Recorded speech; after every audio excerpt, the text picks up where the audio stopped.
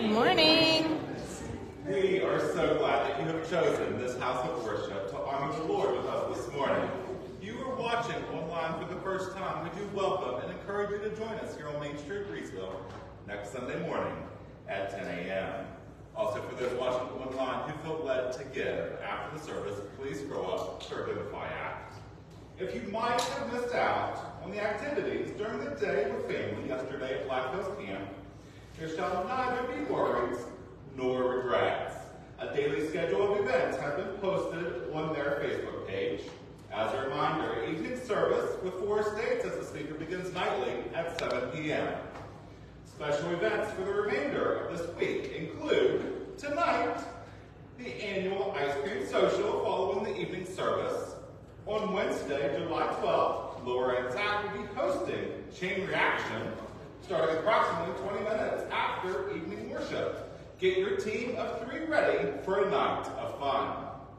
On Friday, July 14th, Black Hills Kid Night will be held during the evening service, followed by Skid Night after the service concludes. Steve will be hosting a Spirit-led prayer meeting tonight here in the sanctuary, starting at 6 p.m. The next Board of Administration meeting has been rescheduled for next Sunday, July 16th, directly following the service. Now, it's time for our children to depart for children's ministry as we welcome Pastor Cassie Rogers to the pulpit to share God's word with us this morning.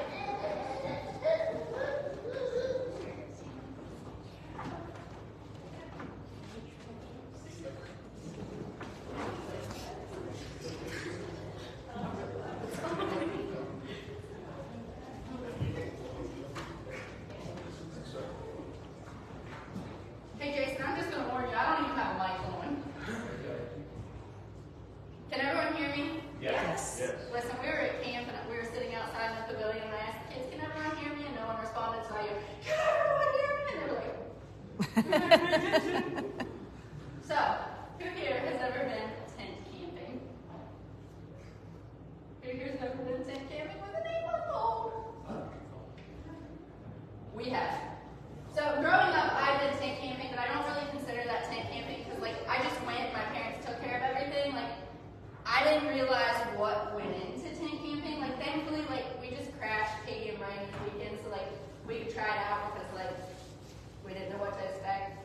So we went tent camping up until last Sunday afternoon. We left last Monday. Up until Sunday afternoon, we didn't even own a tent. So after church, we went and we bought a tent. And we were determined that we wanted to give it a shot because we could do anything for one night. That was our mantra leading into this one-night excursion. So we went and bought a tent, we went home and we started packing and we headed out for our Monday afternoon because we could do anything for one night. We got to the campsite and we started setting up and I immediately began questioning our we can do it for one night mantra. It was hot and humid, and we were all sticky and sweaty and trying to set up this stupid tent. What took maybe 15 minutes felt like hours. At one point, Katie was just sitting there laughing at us, and I looked at her and I said, I feel like there's a sermon illustration somewhere here. So, we got our tent set up, and let me tell you, after that was done, it was truly one of the best decisions we've ever made. Samuel absolutely loved it, and we had a great time. And it taught us how to get back to our roots. No phone, no connection to the outside world, just a day to appreciate God's creation and fellowship with friends. Also, on this camping trip, I've never been tent camping. I've also never been 60 miles an hour on a boat, but my brother-in-law fixed that for me. Won't be doing it again, but I did it once. So, like going back to our roots by going tent camping, this morning I want to talk about going back to our roots. Maybe not in a physical sense, like going out and buying a tent and driving out halfway to camping, but spiritually. I want to take this morning and kind of go back to the basics. It might seem silly, but this has really been on my heart since the beginning of summer. So I want to encourage you that even if you do know these scriptures, like backwards, forwards, like know with your eyes closed, to just be open to whatever God's going to speak this morning and actually be willing to do something with it, not just hear it. So, in order to go back to our roots, we must have and be good soil. This is actually what I taught the kids at Kids Camp one day. And I think that's 100% a choice. So in Matthew 13, we see Jesus teaching about good soil. Jesus is teaching in a parable. A parable is a story that uses the here and now, something that the crowd would have known. to point to the then and there, something that's the truth and spiritual things. So in verses 1 through 9, he's teaching the crowd. There was likely a farmer standing nearby, and this is what he drew the parable from. Something that the people could see right then and there. So Matthew chapter 13, verses 1 through 9. That same day, Jesus went out of the house and sat by the lake. Such large crowds gathered around him that he got into a boat and sat in it, while all the people stood on the shore. Then he told many things in parables, saying, a farmer went out to sow a seed. As he was scattering the seed, some fell along the path, and the birds ate it up. Some fell on rocky places where it did not have much soil. It sprang up quickly, but because the soil was shallow. But the sun came up, and the plants were scorched, and they withered because they had no root. Other seed fell among the thorns, which grew up and choked the plants. Still, other seed fell on good soil, where it produced a crop, 160 or 30 times what was sown. Whoever has ears, let them hear. So Jesus tells the disciples, oh wait, we're skipping that for a minute. So if we skip down to verses 18 through 23, Jesus is with the disciples, and he's kind of explaining it to them. He didn't explain it to the crowd, because although they hear it, they didn't understand it. Not all their hearts were ready to receive what he was preaching here. So in verses 18 through 23, Jesus is explaining it to his disciples. He tells them that the prophets and the righteous people long to see and hear what they were hearing. So if we skip down to verses 18 through 23, it says, listen then to what the parable of the sower means. When anyone hears the message about the kingdom and does not understand it, the evil one comes and snatches away what was sown in their heart. This is the seed that falls along the path. The seed falling on rocky ground refers to someone who hears the word and at once receives it with joy. But since they have no root, they only last a short time. When trouble or persecution comes because of the word, they quickly fall away. The seed falling among the thorns refers to someone who hears the word, but the worries of this life and the deceitfulness of wealth choke out the word, making it unfruitful. But the seed falling on good soil refers to someone who hears the word and understands it. This is the one who produces a crop, yielding 160 or 30 times what was sown. So there's a couple different perspectives to look at from this parable. First, you can see yourself as the farmer. Maybe you're out planting little Jesus seeds at work, or when you're at the grocery store, or even at home. You're scattering your Jesus seeds. And you're trusting that God's going to do what God's going to do. And that those seeds are going to land exactly where they're supposed to. Maybe you throw out 500 seeds, and only one lands on good soil. You should be focused on the one that did land on good soil, and that it's taking root, not on the 499 that you really don't know what happened. So maybe you talk to 20 people, and only one person follows up with it. We just have to trust that the other 19 people are going to receive exactly what you gave them. So the other perspective of this parable, the one that I want to focus on this morning, is us as the soil. Jesus talks about 4 different kinds of soil in this parable. The first kind of soil he mentions is the path. So if you've ever talked to JJ and I about our garden, you can hear the love we have for it. And our boys, we have a 50 by 100 garden, and almost every morning, while Samuel takes his nap, I walk out and check this garden like clockwork. I go out and I walk the same path every morning. First I check the asparagus, then I go check the squash and zucchini, then the tomatoes and peppers, corn and green beans, and then the asparagus again on my way out. That's the path I walk every morning. Like if you go out there around 9 o'clock, like you'll see in my pajamas, out there checking our garden. So if you look at my path, you can see that the soil's kind of smushed down and compacted, which I'm sure is very small scale to what Jesus was talking about. The path Jesus was talking about was probably traveled multiple times a day, and was probably almost as hard as concrete. If you've ever planted anything, you know that the soil has to be loosened up so the seeds can be covered and the roots can grow in the ground easily. When Jesus explains this parable, he says that the seeds that are sown among the path get snatched away by the evil one, meaning these seeds didn't even have a chance to grow. When I think about this path through a field during this time, I can almost see the birds circling around the farmer, waiting for the seeds to fall on the path so they could come and eat them, because it was going to be an easy meal. Jesus, when talking to the crowd, said that the birds came and ate the seeds. But when he teaches the disciples, he explained that he was talking about the enemy, snatching away the seeds Jesus was sowing, so it doesn't have a chance to take root. The enemy preys on the seeds because it's easy work. 1 Peter 5:8 says that the enemy's prowling around like a roaring lion, looking for someone to devour. If your seed falls on rocky soil, it makes it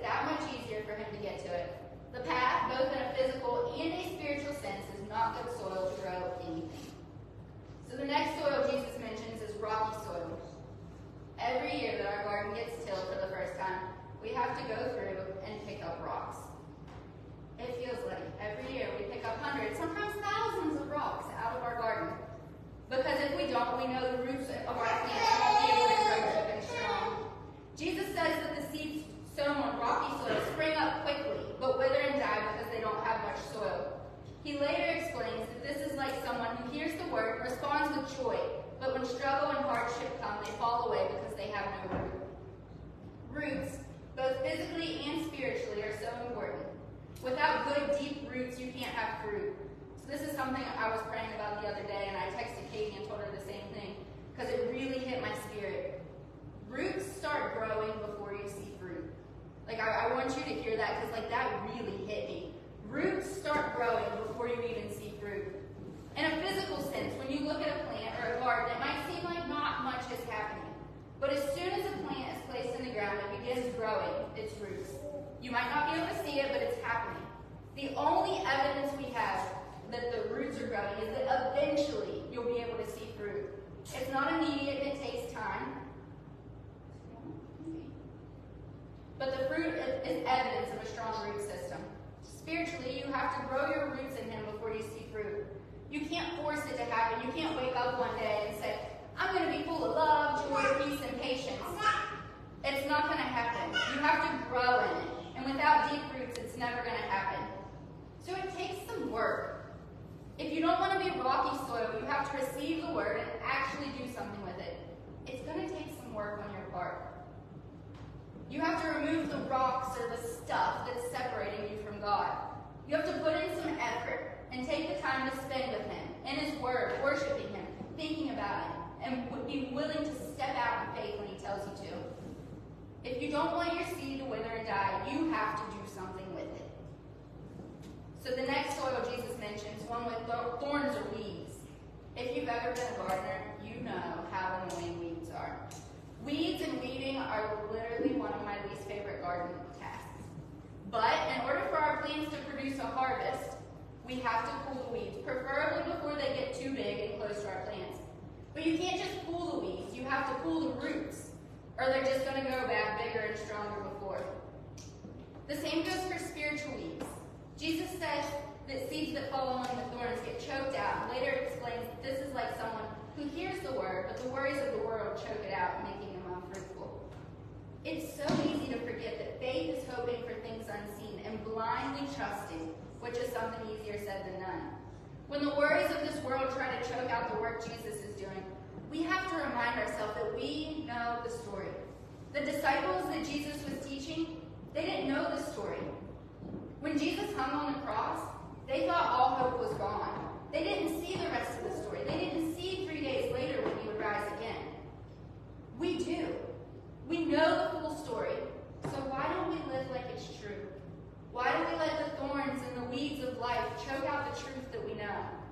I'm not saying that your worries, my worries, are insignificant, because I know they're not. They're real and they hurt.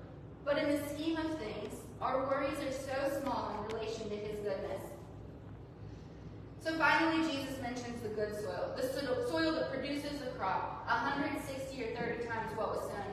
He explains that this is the person that hears the word, understands it, and responds. That's the biggest part. They respond to the word they're hearing.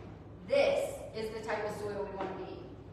Being good soil doesn't happen overnight. It takes work. Actually, it takes constant maintenance. Just like a garden, you have to keep picking out the rocks and weeds or it'll overtake your garden. Sometimes the worries of the world or your circumstances start to distract you from kingdom living. Sometimes you take a little break and get off track. Or sometimes the enemy whispers lies and you accidentally let it. Good news.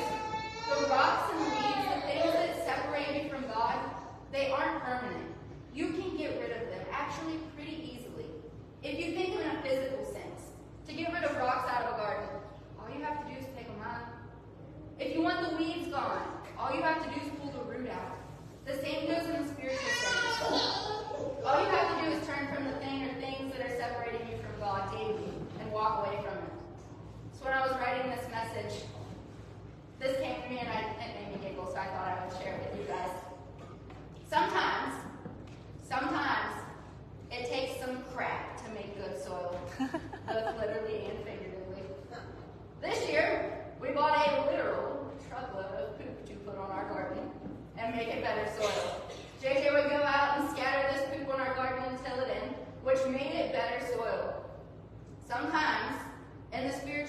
we have to go through some stuff, some hard, not fun, crappy stuff that will make us better soil.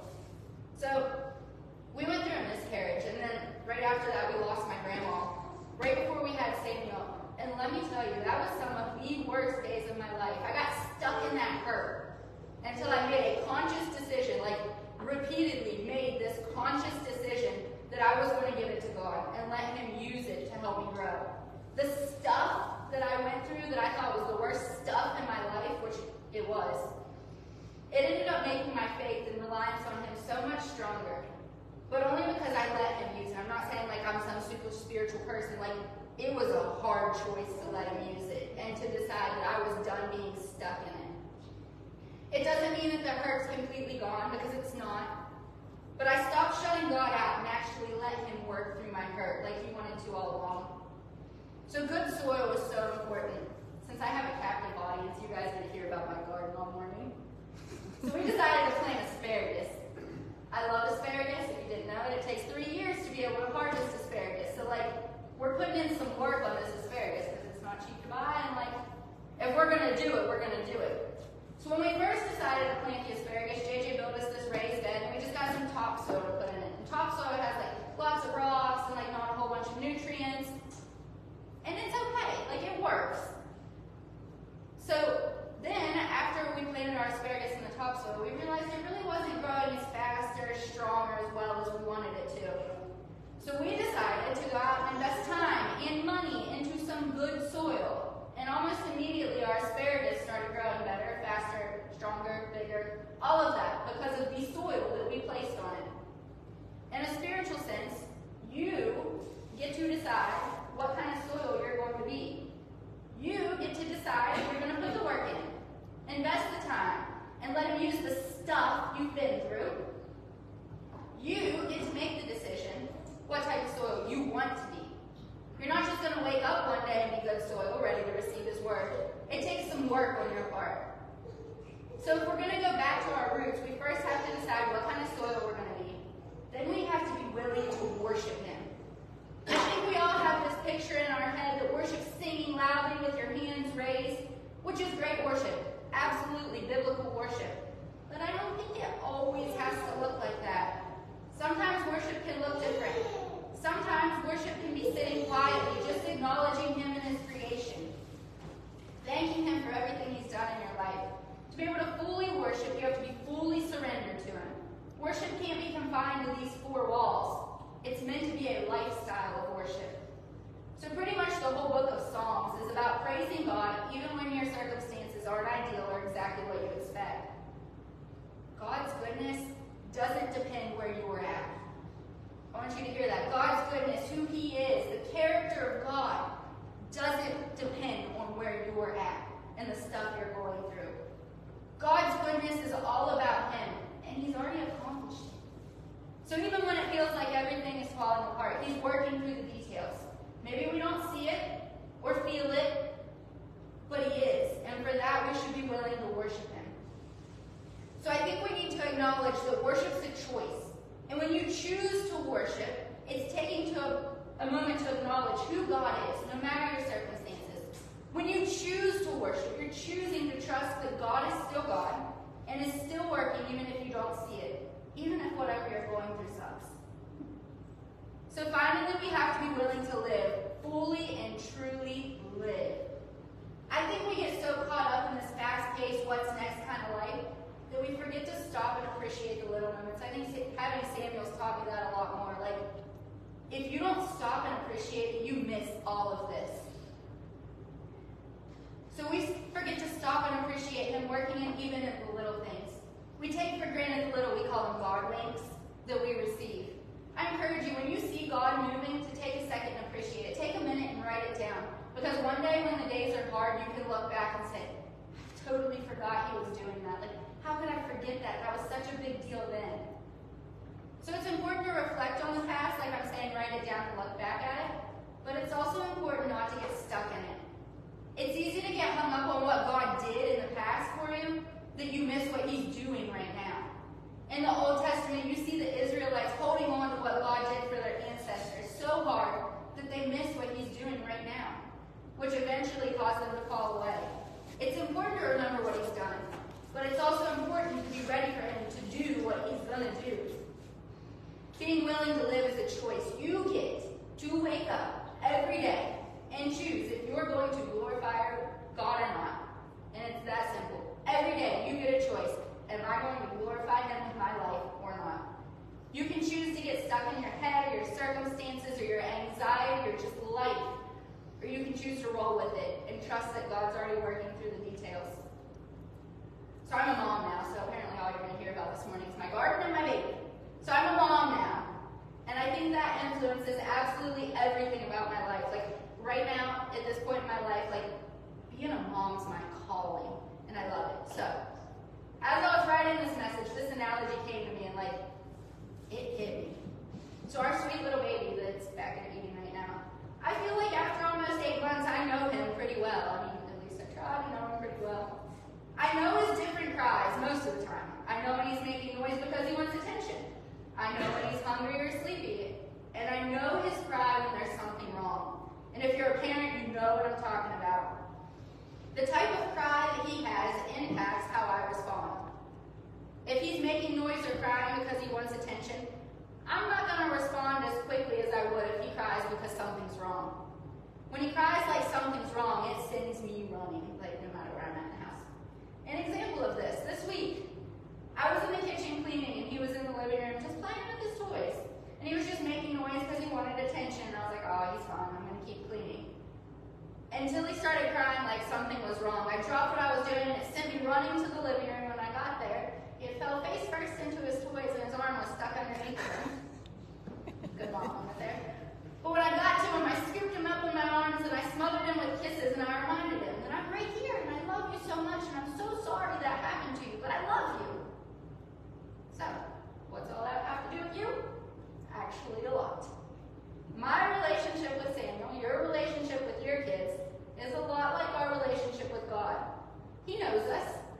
He knows us so well that he knows exactly what we need when we cry out to him. He knows how quickly he needs to respond when you cry out. He knows your heart, and he knows when he can take his time responding. And he knows when he needs to come running. He knows when he needs to scoop you up and remind you that he's right here and he never left you and that he loves you so much and everything's going to be okay. We can trust that he's going to come running like a loving parent that he is when we cry out to him and really need him. So this morning, I want to encourage you to choose. It is a choice, 100%. Choose to get back to your roots, to be good soil, to be willing to worship, and to truly live. Because they're all a choice. And that choice is ours. We can't wave a magic wand and make those things happen. It takes work. It takes effort. And it takes a conscious choice for them to happen. If and when you're ready to make that decision, all you have to do is cry out to him. And he's going to respond. Maybe not how or when or where you think he should, but he's going to respond. And if you're looking for him in the details, in the still small voice, that sometimes isn't a small voice at all, like, it took me a long time to realize that. Like, sometimes when people say still small voice, it's not a literal voice. Like, it's a feeling in your chest or your stomach or a thought in the back of your head. Like, that's the still small voice. He's going to show up, sometimes in the wind and thunder, but sometimes he shows up in the most unexpected ways. So right before I found out I was pregnant for the first time, this is going to make me cry, I was praying for our future family. And I was like, I didn't know I was pregnant. I was just praying that God was going to bless our future family. And I saw this hair in the perfect shape of a pregnant woman on my shower wall.